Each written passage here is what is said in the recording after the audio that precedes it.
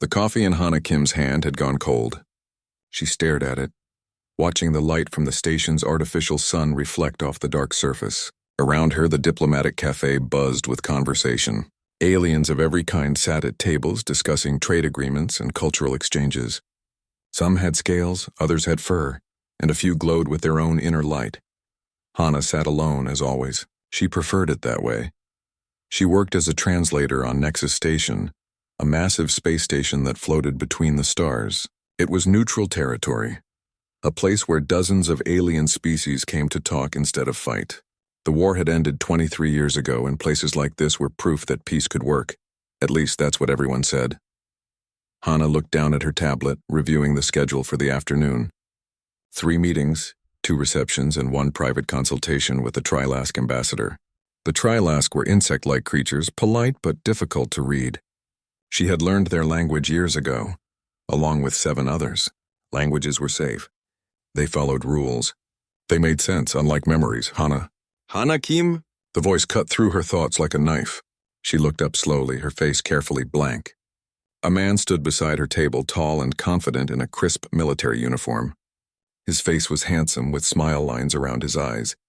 He looked like someone who had never questioned his place in the world, Commander Jiho Park. She recognized him immediately, though she wished she didn't. "I thought that was you," Jiho said, his smile widening. "It's been, 20 years more? You look exactly the same." Hana's fingers tightened around her cup. "I think you have me confused with someone else." No, it's definitely you. Ghost, right? That was your call sign. We served together during the final push." He pulled out a chair, starting to sit down. "This is incredible. I had no idea you were stationed here. Please don't sit." Hana's voice was cold, professional. "I have a meeting in 5 minutes." Jiho paused, confusion crossing his face. "Oh, I'm sorry, I didn't mean to."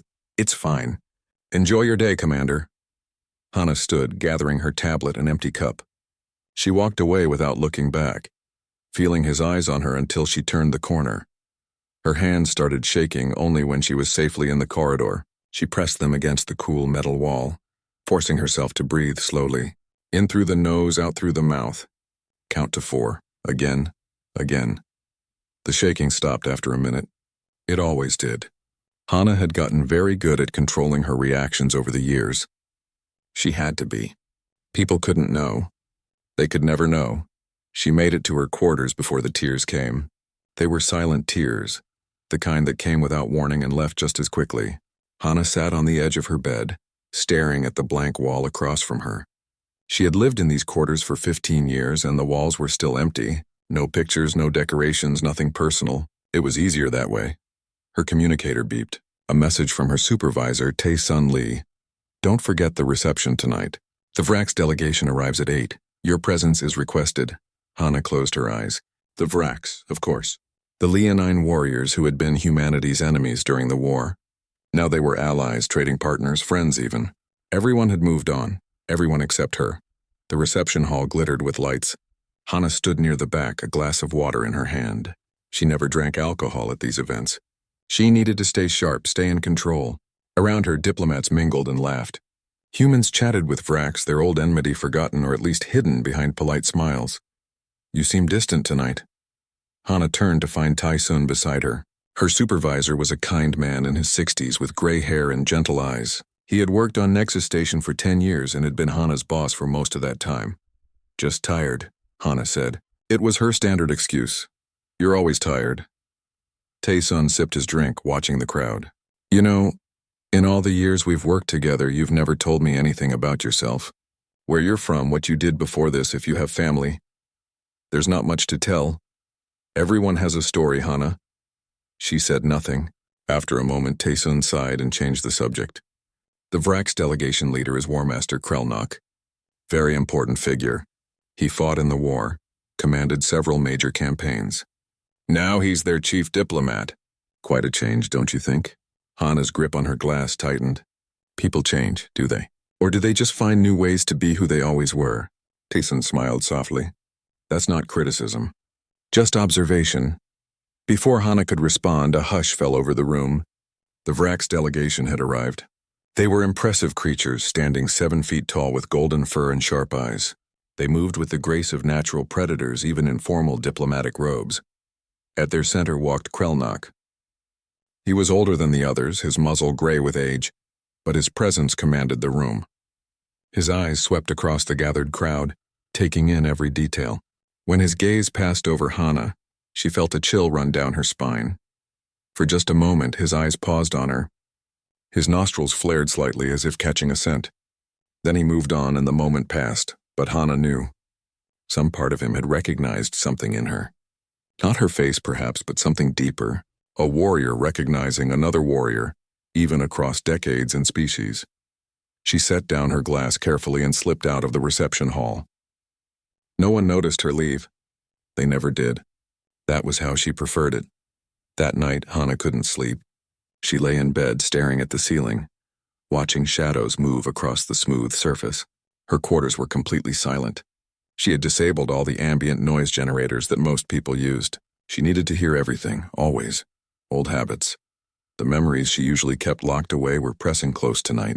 Seeing Jiho had cracked something open. She could feel them at the edges of her mind, threatening to spill through. She thought about the woman she used to be. Captain Hana Kim, callsign Ghost, leader of Reaper Squad, one of humanity's most effective special operations units. They had gone where others couldn't go, done what others couldn't do. 7 soldiers in her, 8 in total, operating behind enemy lines for months at a time. They had been good at what they did, too good maybe. Hana rolled over, pressing her face into the pillow. She wouldn't think about it. Couldn't think about it. That person was dead. Officially dead, declared killed in action 23 years ago. Let her stay dead, but Jiho's voice echoed in her mind. Ghost, right? That was your call sign. And Krelnok's eyes pausing on her face for just a moment too long. They knew, or they would know soon enough. Hana had spent 23 years building a quiet life hiding in plain sight. She had convinced herself that if she just stayed small enough, quiet enough, the past would stay buried. But the past never stayed buried, not really. It just waited.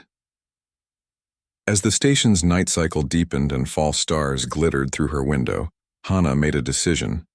Tomorrow she would request a transfer. Maybe to a research station. Somewhere remote where she could be alone. Somewhere safe. She closed her eyes, trying to find sleep. But in the darkness behind her eyelids, she saw faces. Her squad smiling at her from memory. Min Young with her dark humor. Daehyun with his collection of alien coins. Bora writing poetry in her spare moments. All of them dead because of one mission. One terrible, necessary mission. Hana's eyes opened. Sleep wouldn't come tonight. It rarely did. She got up, made tea, and sat by her window watching the stars until morning came. 3 days passed before Jiho found her again. Hana had hoped he would give up, move on, forget about their chance meeting. She should have known better. Jiho Park had been a good officer during the war, and good officers didn't let things go easily. He cornered her in the translation department, holding a data pad and wearing an apologetic smile. "I'm not here to bother you," he said before she could protest. "This is official business. I need a translator for a historical project." Hana looked at the datapad he offered. The request came from the Galactic Council's Memorial Commission. They were compiling records from the Human Vrax War for a permanent archive. Jiho needed someone to translate captured Vrax military documents from the final year of the conflict. "There are other translators," Hana said carefully. "None with your security clearance." Jiho's voice was gentle but firm. "Some of these documents are still classified. Your supervisor confirmed you have the necessary permissions." Of course Taesun had volunteered her. He meant well, always trying to draw her out of her shell. He didn't know what he was really doing. "I'll send you the files," Hana said, not meeting Jiho's eyes. "Actually, I was hoping we could work together on this. Some of the context is complicated, and I can provide military background that might help with the translations." Hana wanted to refuse. Every instinct told her to walk away, to protect the wall she had built so carefully. But this was her job. Refusing without a good reason would draw attention, raise questions. "Fine. Schedule a meeting with my supervisor." She turned to leave. "Hana." Jiho's voice stopped her. "I'm sorry if I made you uncomfortable the other day. I didn't mean to. You were a hero during the war. We all looked up to people like you. People like her. If only he knew." "That was a long time ago," Hana said without turning around. "I'm not that person anymore." She left before he could respond. The first translation session happened in a secure conference room. Hana arrived early, setting up her workstation with practiced efficiency. When Jiho entered, she was already deep in the first document, her fingers moving across the holographic keyboard. "What have you found?" Jiho asked, sitting across from her. "Supply reports. Nothing interesting." Hana highlighted a section of Rack's text. "This one mentions troop movements near the Kendra system. The dates match the Battle of Kendra Station." Jiho leaned forward, studying the translation. As they worked, he talked about the battle, providing context she didn't need but pretended to appreciate. He was trying to be friendly, to build a working relationship. He didn't notice how carefully she controlled her reactions, how she filtered every word before speaking. Hours passed. The work was tedious but safe, just supply chains and troop movements. Then Jiho opened a new file and everything changed. "This one's different," he said, frowning at his screen. "It's marked as high priority, but the details are heavily redacted. Can you make sense of it?" Hana pulled up the document. Her blood went cold. The file was of Rack's intelligence report from Victory Station, their military headquarters.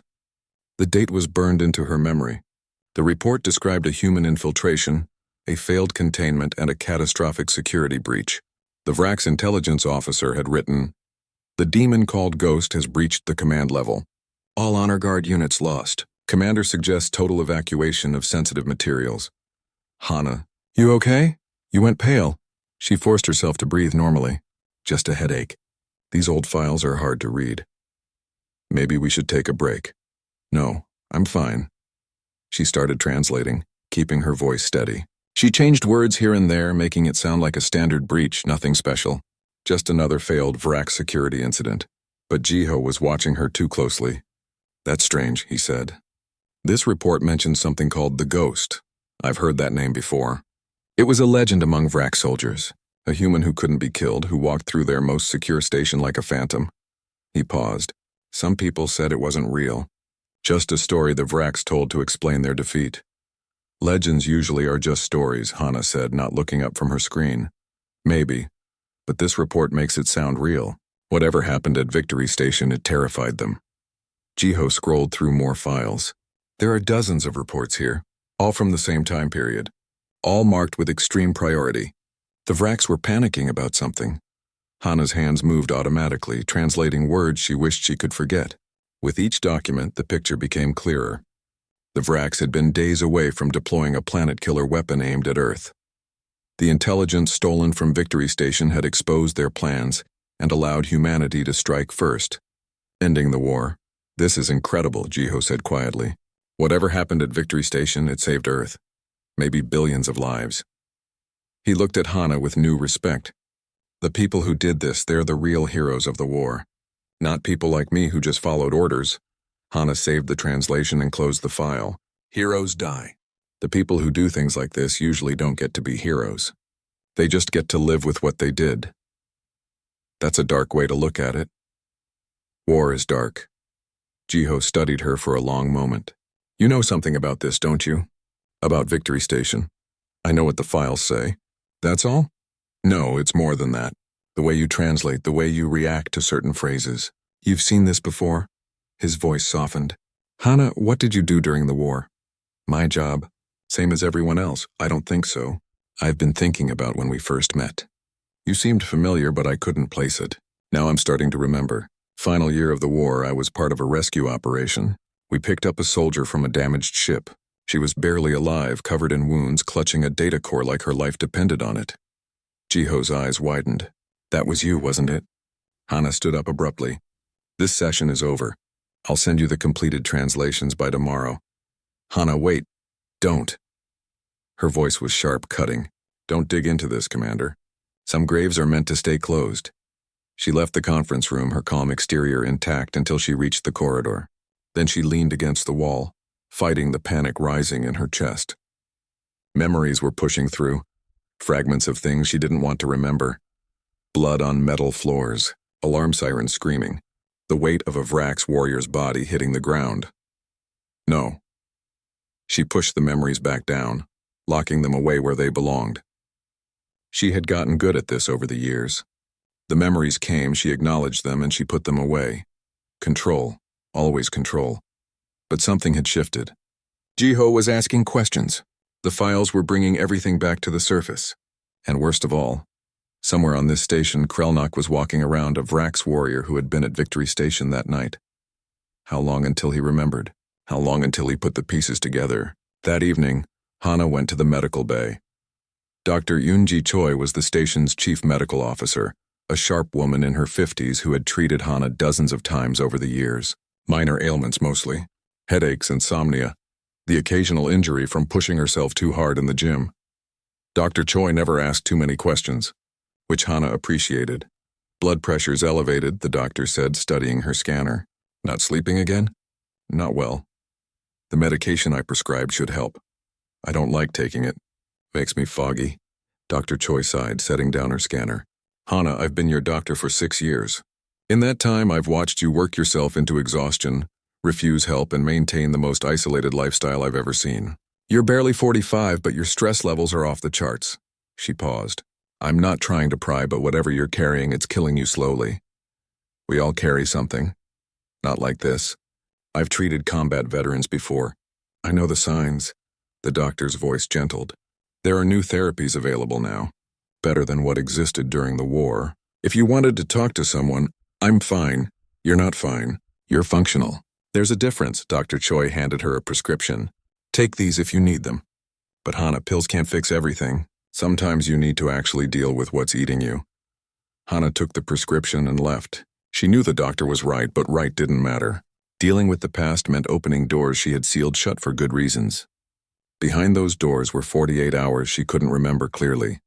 Memories her mind had locked away to protect her. Sometimes she dreamed about Victory Station. Fragments mostly. The smell of ozone from energy weapons. The sound of Vrax war cries. The feeling of something warm and wet on her hands. She would wake up gasping, not sure if the memories were real or just nightmares her mind had created to fill the gaps. The doctors on Luna, where she had spent 8 years after the war, had called it dissociative amnesia, her brain protecting itself from trauma too severe to process. They had offered to help her remember, but she had refused. Some things were better left forgotten. Now 23 years later, those forgotten memories were pressing close. The work with Jiho was bringing them back piece by piece, and she didn't know how to stop it without exposing herself. Hana returned to her quarters and did what she always did when the anxiety got too strong. She exercised until her muscles burned and her mind went quiet. Push-ups, sit-ups, shadowboxing against an invisible enemy. Her body remembered the training even if her mind had locked a... The memorial ceremony was announced 1 week later. Hana saw the notice on her datapad and felt her stomach drop. The Galactic Council was hosting a remembrance event for all who had died during the Human-Vrax War. Representatives from both species would speak. Names would be read, peace would be celebrated, and, among the names to be honored, the Reaper Squad. 8 soldiers declared, killed in action during Operation Final Dawn, the mission at Victory Station that changed everything. Hana's name would be read aloud. While she stood in the room, alive and listening, she went to Taesun's office immediately. I need to request leave during the ceremony. Her supervisor looked up from his desk, surprised. Leave? Hana, your presence is required. You're one of our senior translators. The Vrax delegation specifically requested you. Why would they request me? I don't know. But War Master Krelnok asked for you by name. Taesun frowned. Is something wrong? You've been acting strange lately. More than usual. I just need some time off. After the ceremony, I'm sorry, but this is mandatory for all diplomatic staff. He softened his voice. Is this about Commander Park? I know working with him has been difficult for some reason. If there's a problem, there's no problem. I'll be there. Hana left before he could ask more questions. She had 3 days before the ceremony. 3 days to figure out how to stand in a room and listen to herself being mourned as dead. 3 days before everything she had built came crashing down. The next translation session with Jiho was tense. He had been researching, she could tell. He brought coffee for both of them, a peace offering, and started with small talk about the station. But his eyes kept drifting to her face, studying her like a puzzle he was trying to solve. I found something interesting, he said finally. The rescue operation I mentioned. The one where we picked up that soldier with the data core. I managed to access some of my old mission reports. He pulled up a file on his screen. The soldier we rescued was listed as Captain Hana Kim, sole survivor of Reaper Squad. But when I tried to access her service record, everything was sealed. Not just classified, completely erased. Hana continued translating, her face carefully neutral. Security protocols. Some operations stay classified forever. That's what I thought at first. But then I looked at the casualty reports. Reaper Squad was declared KIA. All 8 members, including you. He paused. But you're sitting right here. So either the reports are wrong, or someone went to a lot of trouble to make you officially dead. Commander Park, I appreciate your curiosity, but this conversation is inappropriate. You're listed as dead. Hana, don't you think that's worth talking about? She finally looked at him directly. Her voice was cold, hard. Those people are dead. All of them. What happened at Victory Station killed them just as surely as a bullet. The woman you rescued didn't survive. She just took longer to die. That's not true. You're here. You're alive, am I? Hana laughed, and the sound was bitter. I work alone, live alone, have no friends, no family, no connections. I translate words all day and go home to empty quarters at night. I haven't had a full night's sleep in 23 years. I can't be in crowds without planning exit routes. I can't hear loud noises without my heart racing. I exist, Commander. I don't live. There's a difference. Jiho was quiet for a long moment. What happened at Victory Station? I don't remember. Can't or won't. Does it matter? Hana saved her work and started packing up. The ceremony is in 3 days. I assume you'll be speaking. I will. They want me to talk about the final push, how the war ended. He hesitated. They're going to read the names of Reaper Squad, honor their sacrifice. How nice for them. Hana, stop trying to save me, Commander. I'm not one of your soldiers. I'm not your responsibility. I'm just a translator doing her job. She stood to leave. Send me the rest of the files. I'll finish them before the ceremony. As she reached the door, Jiho spoke again. For what it's worth, I think you're one of the bravest people I've ever met. Not because of what you did during the war, but because you're still here, still trying even when it hurts. That takes more courage than any battlefield. Hana left without responding. She couldn't trust her voice. 2 days before the ceremony, Hana had her first real panic attack in years. She was in her quarters reviewing files when she came across a detailed VRAX report about the aftermath of Victory Station. The report described what they found in the command level after the breach was contained. 73 dead warriors. 21 dead staff members. Blood on every surface. Signs of prolonged combat over 2 days. 1 human's DNA found throughout the facility. No body ever recovered. The VRAX officer who wrote the report had included a personal note. I have fought in 17 campaigns. I have faced enemies of great strength and cunning. But I have never seen carnage like what I found in Victory Station. Whatever did this was not a soldier. It was something far worse. A ghost that walked among us and left only death in its wake. Hana's vision started to blur. The walls of her quarters seemed to close in. She couldn't breathe, couldn't think. Her hands shook so badly she dropped her datapad. She stumbled to the bathroom and vomited, then sat on the cold floor, pressing her face against the tile. 94 people dead. She knew the number now. Before it had been abstract, something she knew happened but couldn't quantify. Now it was real. 94 individuals with lives and families and futures. Gone. Because of her. Because of me.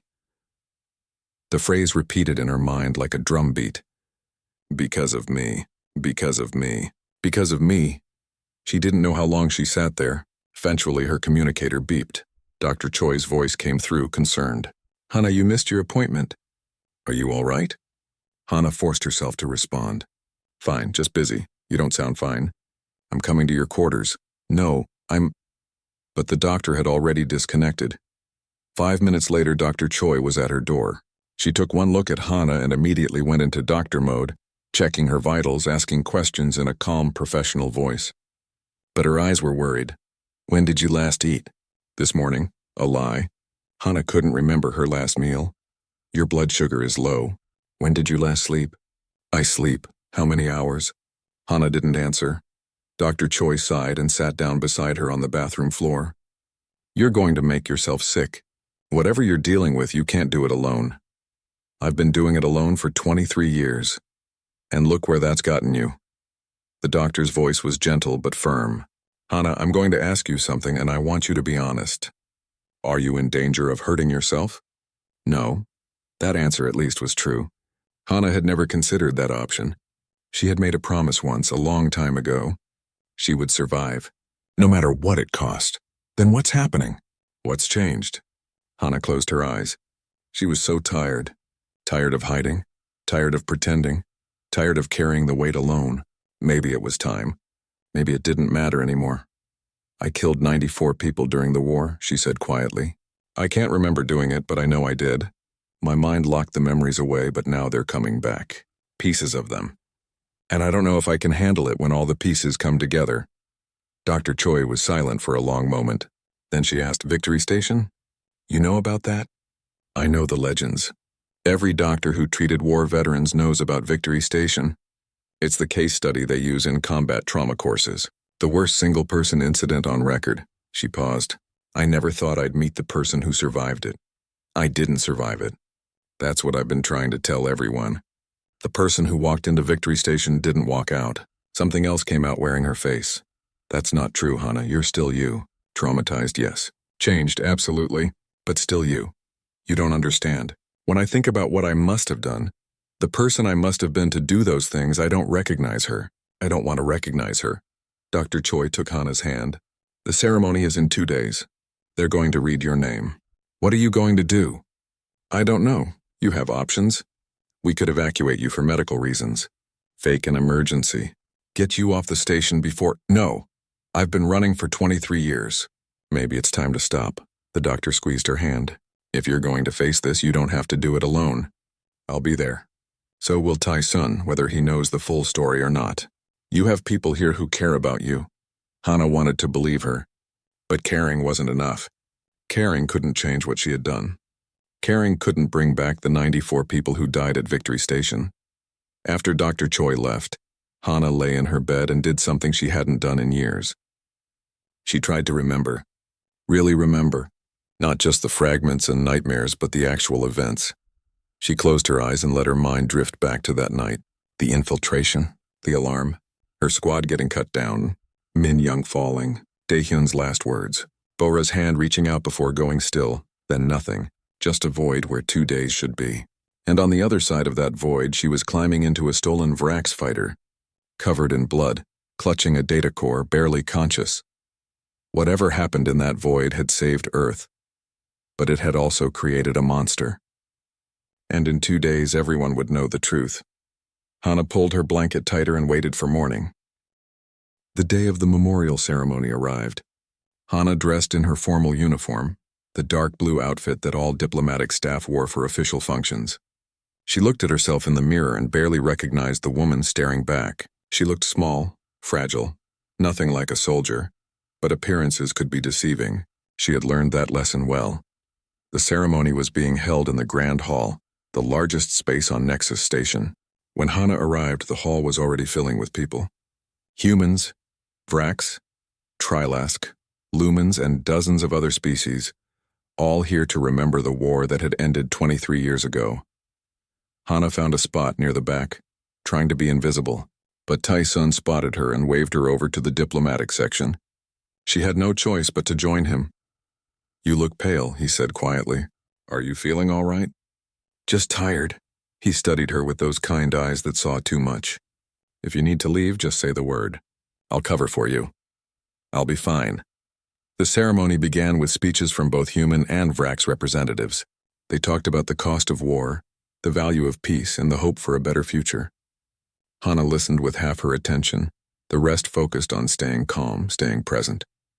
Then Jiho took the stage. He looked impressive in his full military uniform, medals gleaming on his chest. He spoke clearly about the final year of the war, the desperate battles, the turning point that came when human intelligence discovered the Vrax planet-killer weapon. We didn't know how we got that intelligence at first, Jiho said. Only later did we learn about Operation Final Dawn, about Reaper Squad. 8 soldiers who infiltrated Victory Station, the most secure Vrax facility in the war. 7 of them died in the mission. 1 survived long enough to transmit the intelligence that saved Earth. Hana's hands clenched in her lap. Today we honor those 8 heroes. Their names are inscribed on the memorial wall, but they deserve to be spoken aloud, remembered not just as casualties but as individuals who gave everything for humanity's survival. He began reading names. Each one hit Hana like a physical blow. Lieutenant Min Young Park, medic. Min Young, who made dark jokes to keep everyone's spirits up, who saved Hana's life twice before the final mission. Sergeant Dae-hyun Kang, demolitions. Dae-hyun, who collected alien currency and had promised to show Hana his collection when the war ended. The collection sat in a box somewhere, never opened. Corporal Bo-ra Song, sniper in communications. Bo-ra, who wrote poetry, who had shown Hana a poem the night before the mission, about sacrifice and hope. Hana still remembered every word. The names continued. Each one carved into Hana's heart. Byung-ho, Kyung-soon, Yoon-ah, Sang-woo, all dead, all gone, all her fault. Then Ji-ho read the last name. Captain Hana Kim, commanding officer. The room was silent for a moment, honoring the dead. Hana closed her eyes, feeling tears threaten to fall. She wouldn't cry, not here, not now. But then Ji-ho said something unexpected. We honor these soldiers, but we should also acknowledge the survivors. The ones who came home but never really left the war behind. They walk among us, invisible, carrying wounds no one can see. They deserve our gratitude and our understanding. Hana opened her eyes and found Ji-ho looking directly at her. He knew, he had known all along. But he wasn't exposing her. He was protecting her. The ceremony continued with more speeches. Then came the Vrax portion. War Master Krelnok approached the stage, his massive frame imposing even in ceremonial robes. He spoke in Vrax first, then switched to human language out of respect. His voice was deep, resonant. The Vrax understand strength. We respect warriors. We honor those who fight with courage. But the war taught us that strength comes in many forms. Humanity showed us a different kind of strength. Not the strength of claws and teeth, but the strength of will, of refusing to surrender even when defeat seemed certain. He paused, his eyes scanning the crowd. There is a story my people tell, a legend from the end of the war. They call it the night the ghost walked. It is about Victory Station, our greatest military facility, about a human who infiltrated our most secure location and could not be stopped. For many years, we thought it was just a story, an excuse for our failure. Hana's blood went cold. He was going to tell them. He was going to expose her in front of everyone. But I was there, Krelnok continued. I commanded the response team. I saw what one human did when pushed to the edge. I saw 94 of my people fall to a single enemy who refused to die. At the time, I called it murder, a violation of honor, a demon's work. The room was completely silent now. Everyone listening. But time has given me wisdom. What I saw was not a demon. It was desperation made manifest. It was a soldier who had lost everything, who had nothing left except the mission, who became something more than human because humanity needed her to be. He looked directly at Hana. Their eyes met across the hall. The ghost haunted my nightmares for many years. I swore if I ever found the human responsible, I would challenge them to single combat. Restore the honor lost that night. Krelnok placed his hand over his heart in a Vrax gesture of respect. But now I understand. Honor was not lost that night. It was redefined. The ghost did not fight with honor by our standards. The ghost fought with something more important, purpose. And in doing so saved countless lives on both sides by ending the war. He stepped back from the podium, then did something shocking. He knelt, a Vrax War Master kneeling before a room full of people. To the ghost, wherever you are, I offer respect. Not as an enemy, not as a victim, but as one warrior to another. You did what you had to do. I understand now, and I do not seek revenge. I seek only to acknowledge the terrible burden you must carry. Then he stood and returned to his seat, leaving the room in stunned silence. Hana couldn't move, couldn't breathe. Everyone in the room now knew about Victory Station, about the ghost. And thanks to Ji-ho's careful wording earlier, some might even suspect the truth. But Krelnok hadn't exposed her directly. He had offered understanding instead. After the ceremony ended, people milled about, talking in hushed voices. Hana tried to slip away, but Taesun caught her arm gently. You should have told me, he said quietly. Told you what? Who you really are. What you've been carrying all these years. His eyes were sad but kind. I would have understood. I would have helped. There's nothing to help with. I'm just a translator. You're a hero who thinks she's a monster. There's a difference. He squeezed her arm. Go home, rest, we'll talk later. Hana fled to her quarters, her heart pounding. But when she got there, she found someone waiting outside her door. Krelnok. The massive Vrax warrior stood in the corridor, looking impossibly large in the confined space. When he saw her, he inclined his head respectfully. May we speak? His voice was gentle, careful. Not the voice of a warrior, but of someone trying very hard not to frighten her. Hana knew she could refuse. Knew she should refuse. But something in his eyes stopped her. Not anger. Not hatred. Just understanding. 5 minutes, she said, unlocking her door. They went inside. Krelnok had to duck to fit through the doorway. He looked around her sparse quarters, taking in the empty walls, the minimal furniture, the complete absence of anything personal. You live like a soldier in the field, he observed. Always ready to move. Never settling. What do you want, War Master? To apologize, Hana blinked.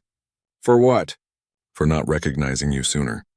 For hunting you in my nightmares when I should have been trying to understand. He sat down carefully on the floor, making himself smaller, less threatening. May I tell you what I saw that night? I don't remember most of it. Then let me remember for you. Krelnok's voice was quiet. I was in the command center when the alarm sounded. We thought it was a drill at first. Then reports came in. The honor guard was dead. The security teams were dead. Something was moving through the station, heading for the intelligence vault. He paused, his eyes distant with memory. I led my warriors to intercept. We found bodies. So many bodies. And blood. Human blood mixed with Vrax. We tracked the trail to the vault. The doors had been breached. I led my team inside. Hana found herself sitting down, listening despite herself. You were there, Krelnok continued, small, covered in wounds, holding a data core. You looked at us with eyes that had gone somewhere beyond fear, beyond pain. You were dying. We could all see it. But you wouldn't stop. You fought us while bleeding out, buying time for the data to upload to your ship. His voice grew softer. I had you cornered. My weapon trained on you. I should have fired. Ended it. But I hesitated. Do you know why? Hana shook her head. Because I saw your face. Behind the blood and the exhaustion, I saw grief. You weren't fighting to kill us. You were fighting because you had no choice. Because stopping meant your friends died for nothing. In that moment, I understood. You were already dead inside. We were just fighting a ghost. Tears were streaming down Hana's face now, though she didn't remember starting to cry. You escaped while I hesitated. My warriors tried to stop you, but you were like smoke. There one moment, gone the next. We found your ship 3 hours later. Already launched. Already transmitting the intelligence that would end the war. Krelnok looked at her with those sharp eyes. I have carried guilt for 23 years.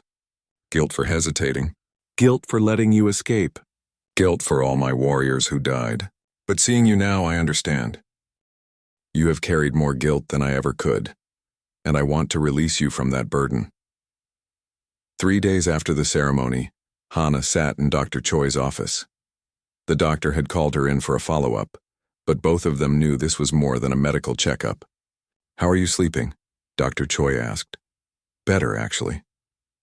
It was true. Since the ceremony, since Krelnok's visit, something had shifted. The nightmares were still there, but less frequent, less terrifying. And the panic attacks? None since the ceremony. Dr. Choi made notes on her pad. I want to talk to you about something. There's a treatment facility on Earth specifically designed for combat trauma. They use new techniques that weren't available 20 years ago. Memory integration therapy, they call it. It helps patients recover blocked memories in a controlled, safe environment. Hana's immediate reaction was fear. I don't want to remember. I know. But you're already remembering. Fragments are coming back whether you want them or not. Wouldn't it be better to face those memories with professional support rather than have them ambush you? What if I can't handle it? What if remembering breaks me? What if not remembering is what's breaking you? Dr. Choi leaned forward. Hana, you've been in survival mode for 23 years. Don't you want to actually live? The question echoed something Min Young had said, in that half-dream memory on the stolen Vrax fighter. Live. Not just survive. Live. I'm scared, Hana admitted. That's healthy. You should be scared. But you're also one of the strongest people I've ever met. If anyone can face their demons and come out the other side, it's you. Hana thought about it for a long moment. Then she asked, "How long would the treatment take?" "Minimum 6 months. Possibly longer. I'd have to leave the station." "Yes, but Tai-sun has already approved an extended leave if you decide to go. Your job will be waiting when you're ready to return." Hana looked down at her hands. The same hands that had killed 94 people. The same hands that had saved Earth. Both things were true. Both things would always be true. "Okay," she said quietly. "I'll do it." The next 2 weeks passed in a blur of preparations. Hana had to arrange transport to Earth, pack up her sparse belongings, and say goodbye to the few people who had become part of her life. Tai-sun hugged her tightly when she told him. "I'm proud of you," he said. "This takes more courage than anything you did during the war." Grixtel, the young Vrax diplomat who had become something like a friend, visited her before she left. He was still processing the revelations about Victory Station, still struggling to reconcile the quiet translator with the legendary ghost. "I judged you," he said. "At the ceremony, when I learned what you did, I thought you were a monster. I don't blame you for thinking that. But I was wrong. You're not a monster. You're just someone who had to make impossible choices. I've been thinking about what you said. About knowing the cost of war. About advocating for peace because you understand what happens when peace fails." He looked at her with his sharp Vrax eyes. "I want to learn from you. When you come back, will you teach me?" "Teach you what?" "How to carry the weight of difficult truths. How to work for peace even when you know the darkness it takes to maintain it." He paused. "My generation of Vrax grew up in peace. We don't understand what it took to achieve. We need teachers. People who remember." Hana felt something warm in her chest. Purpose, maybe, or hope. "When I come back," she promised. Jiho came to see her off at the transport dock. They stood awkwardly for a moment before he pulled her into a hug. "Take care of yourself," he said. "The real you, not the ghost, not the translator, just Hana." "I'll try." "And Hana? For what it's worth, I'm glad you survived. The galaxy needs people like you. People who understand the cost of violence but still choose peace." She nodded, not trusting her voice. The journey to Earth took 3 weeks. Hana spent most of it in her small cabin, staring out the viewport at the stars. She thought about her squad, about the promise she had made to Min Young, about living, not just surviving. She thought about the treatment ahead, about facing the memories she had locked away, about the possibility of actually healing, or at least learning to live with her scars. When the ship finally approached Earth, Hana felt her breath catch. She hadn't been back to her homeworld in over 30 years. Not since she enlisted at 18. The blue-green planet looked impossibly beautiful from space. The treatment facility was located in South Korea, in the mountains outside Seoul. It was a quiet place, designed for privacy and healing. When Hana arrived, she was greeted by Dr. Yoon, the specialist who would be leading her therapy.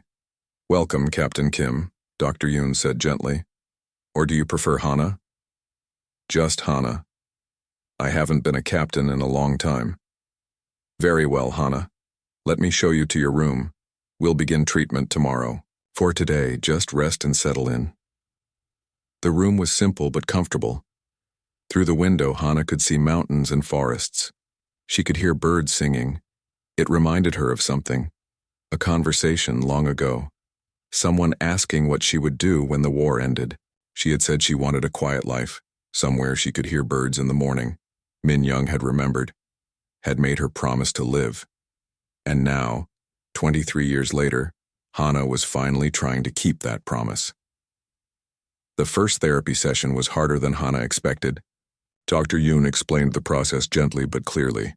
They would work through her memories systematically, starting with the ones she did remember and slowly approaching the gap where Victory Station lived.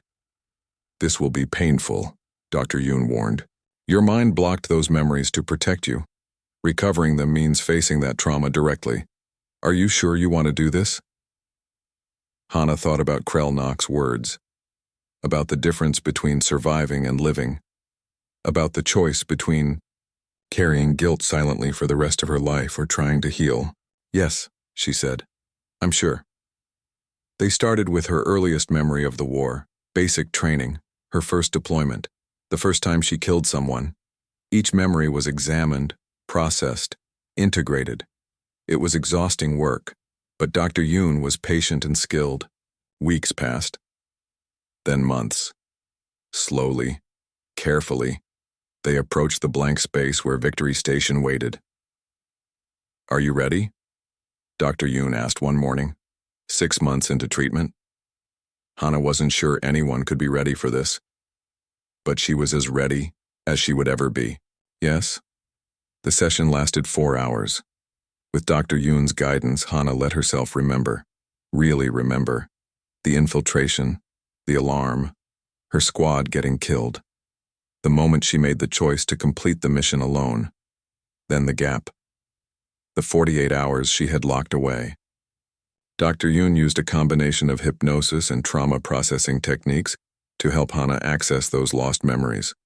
And slowly, piece by piece, they came back.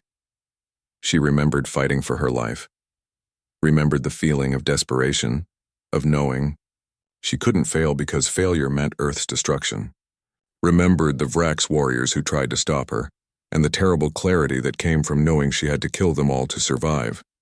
She remembered wounds that should have killed her, remembered pushing through pain that seemed impossible, remembered reaching the vault, downloading the data, fighting her way back to the hangar. And she remembered something else, something that had been buried beneath all the horror. She remembered her squad. In those darkest moments, when death seemed certain, she remembered hearing their voices. Min Young telling her to keep going, Dae Hyun reminding her why it mattered, Bo-ra reciting poetry to keep her focused. They weren't really there. She knew that now. They were already dead. But in her mind, in her heart, they had stayed with her, guided her, gave her the strength to do the impossible. She had survived not just for herself but for them, to complete what they started, to give their deaths meaning. When the session ended, Hana was crying. But they weren't tears of guilt this time. They were tears of grief. Clean, honest grief for friends lost and for the person she had to become to survive.